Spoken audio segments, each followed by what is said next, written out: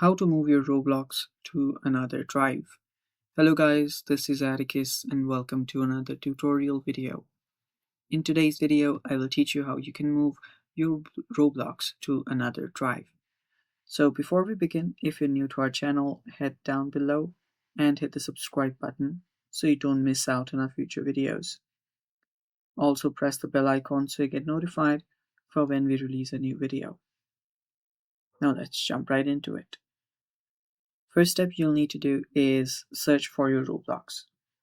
So just search for Roblox, and after you find Roblox here, you will need to head over to open file location option.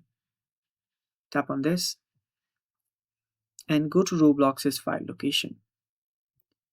So on the top you'll find the complete file location for Roblox. What you'll need to do is head over to the very first option where you have Roblox on. So there we go, there is Roblox. So after you're here, that is on the program files, you'll need to just copy the Roblox or simply just cut it since we're moving it to the very same devices drive. Right click on it and then tap on cut. Then there you'll find your other drive. You can go to this PC from here,